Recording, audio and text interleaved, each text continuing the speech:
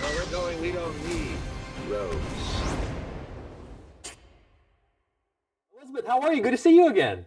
Good to see you too. I'm good. I'm home. This is new for me.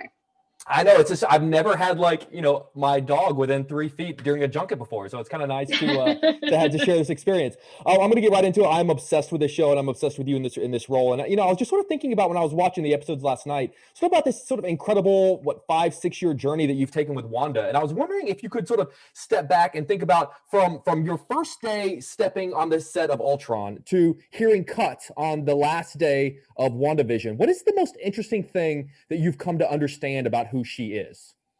Oh, that's a great question. What I have loved exploring with her is developing her into a woman. I mean, we watched her. I mean, I was younger. I was in my mid-20s, and I'm in my early 30s now, and I do feel like that is quite a transition. And so it's fun to play her with all that angst from the beginning and morph that angst into grief, into accountability, into what all the things we have to struggle with over time from traumatic loss. So it's just it's just been fun having multiple ways of exploring her experiences and then really getting to bust the door down with this show. Well, you nailed it, and I always tell people I do junkets every day. So if I don't like a movie or a show or performance, I just awkwardly sit here. But seriously, you're so good in this part. I know that there are sections of the show that were filmed sort of in front of a live studio audience, but obviously, Marvel is so good at keeping secrets and they're protective of spoilers. I've literally done junkets for Marvel films without even seeing the movie in advance. So when you have an entire live studio audience there, how do you guys ensure that WandaVision spoilers don't actually get out? I think, well, it was just the first episode. Okay. Is when we had a live audience. And I just think they signed a scary paper, and I don't know how they invited people. I don't know what kind of checks they made on people's, social medias or something.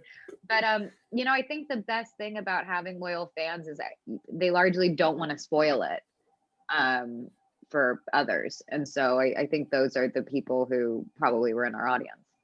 I am that annoying guy, and that we do have the benefit of in this profession getting to see a lot of your films early, and so I will take friends and family back. And so I would never spoil things, but I'm really bad about doing the side eye to watch their reactions to things, So I've been trying to course correct that because I've been really bad about that. And obviously, to that point, it is sort of fascinating to think about moments in the Marvel Cinematic Universe played out in front of a live audience. If you could see any of Wanda's moments from the movies played out and could have performed those in front of a live studio audience, which one would you be most curious to see sort of how it played and what people's reaction would be? I just think the ending of Infinity War when I have to kill Paul, because what is actually happening is so ridiculous. There's no magic, there's no music. You have a crazy huge wind machine in your face, and you have a fake magic here and fake magic with Brolin and a onesie and a helmet on, and the whole thing is so silly and it feels so silly, but you have to anchor some sort of human experience in there. But I just think a lot of the times we find ourselves, even in this show, we find ourselves doing ridiculous things, and it just feels, and you're always like, oh, if anyone was watching this right now, they would just start laughing because this is crazy. And they end up making, they end up being emotional, intimate moments within the film. I get it, but I also think back to my days as a kid running. I used to get a towel and tie it around my neck and run around the backyard and pretend to be a super. So it's funny how it's a very similar journey, just with several hundreds of millions of dollars difference. But seriously, I cannot tell you how much I love you in this role, and thank you so much for all the years of bringing us so much joy. And hopefully next time we get to chat, it'll be in person again. I hope so. Thank you. All right, take care. Hope you and your family are doing well. Paul, good to see you again, sir. How are you? Hey, how are you? Doing very well, very well. I'm so jacked to be able to talk with you about this because I got you for Uncle Frank, but I felt like it was inappropriate to bring up WandaVision. So I'm glad to actually be able to ask all the nerdy questions I've always wanted to ask you. It's great to talk to you. Yeah. So I was wondering if you could sort of take a step back and sort of look at this truly epic journey you've been on from your first day recording the voice of Jarvis on Iron Man to your first day on set as Vision in Ultron to the very last time you heard Cut on the set of WandaVision. What was sort of the most interesting thing that you've come to understand about who this character is?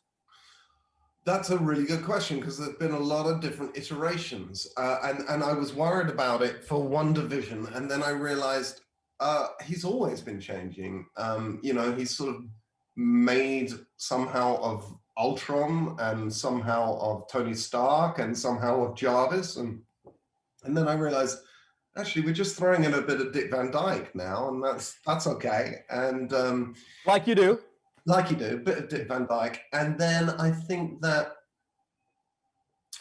what really ties the room together is that he's just decent and kind. And if you hold on to that core of, the sort of irony of Vision is that he's an android, and yet his quest to sort of understand humanity has led to him being sort of more human, sort of uber human, ultra human person. And he's like our generation's Tin Man in a way. Yes, and yes, exactly. And he's just decent and kind, and so if you stick to that. I like that. I have always been curious as to how members of the MCU actually receive information, because for us, obviously Marvel is, they do their best to avoid spoilers. They're very secretive. I've done junkets for Marvel films without even actually seeing the movie. When you find out Vision is going to be killed in Infinity War, or when you find out like what the big secret to WandaVision is, how is that information actually given to you? Well, it's different from job to job, but we didn't know who was going to die at the end of Infinity War. Really? No. So when you were at the premiere, were you finding out just like the rest of us? Well, no, because I shot the scene where I died, but but everyone else. We would. I remember that day we were taken into a truck, and they showed us the previs, and you were literally going, "Oh, so I guess I die." Wow, that's unbelievable. I'm sort of curious. Obviously, you've gotten the chance now to play a character who you played in films over the course of multiple episodes, and really kind of dive into in a different sort of way. Who is another cinematic character that you've played that you would be interested to flesh out sort of on an episodic basis? Oh, I would love. I would love to mess around with Dryden Voss. Yes. I would love to mess around with Dryden Voss. Oh, so, yeah. Disney, if you're listening, make it happen. That would be really cool. I love that idea. That would be well. You know what? I'd love to see all those characters brought back for like a Disney Plus show. And as we wrap up, I've got to say, as much as one of the many downsides of Vision being killed in Infinity War is that he didn't get to take part in that really epic Portals moment at the end of Endgame. As cool as that moment was, were you a little bit bummed that like we didn't get to see like Vision in that moment? I would have been, but by that point I already knew why, and then we spent a year shooting the why, and Kevin explained it to me, and I thought it was hard to argue with his logic. He's a very smart, and he's got very good instincts. So I trusted him. That's a pretty fair trade. Paul, seriously, it's you and I have been chatting for many, many years now at this point, and it's always a pleasure to see you. I hope you and your family are doing well, and hopefully next time, all is well. The dog's happy, girlfriend's happy, everyone's happy, and I can't wait to, I'm always an awkward hugger. So whenever we're back together, man, get ready for it. Can't wait. All right, man. Take care. See you later. Yeah, man. Be good. All right, bye.